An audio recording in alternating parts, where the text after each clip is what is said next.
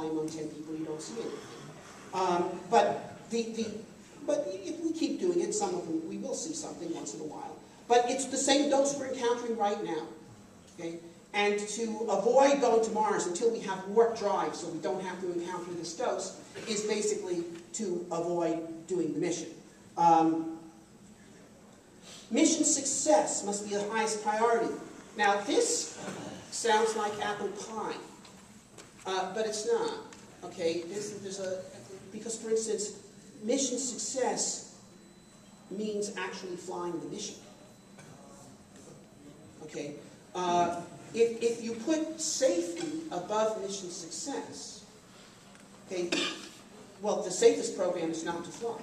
So, if safety is your highest priority, not mission success, you never fly. And there's an infinite number of precursor missions, technology developments, testing programs, all sorts of things that someone could propose that you might do before you go to Mars that would notionally reduce the risk of going to Mars, although many of these things, say a lunar base, carry risks of their own. But even putting that aside, there's an infinite number of such preparatory things that you could propose doing. And if you do a significant fraction of them, you never get to go. Okay? So, now this does not mean you should take risks on willy-nilly, but at a certain point you do have to fish or cut bait. And the mission needs to be initiated in the present. I mean, it's ironic that the NASA, the current administration, in canceling the Bush moon program, said, oh, we're more visionary than that. We're going to go to Mars. Okay, but much further out.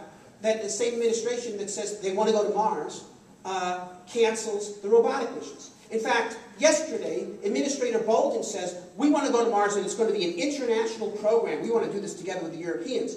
And I submit to you that if you want to go to Mars together with the Europeans, it would be a good idea not to renege on your commitments to go to Mars with them on the current missions.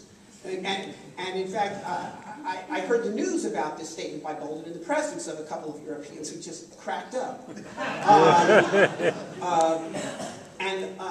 So this is what you have to do. So, in short, okay, things like this, gigantic interplanetary spaceships. I mean, look at this thing, the giant nuclear electric spaceship. It's quite large, but Mars is there for scale.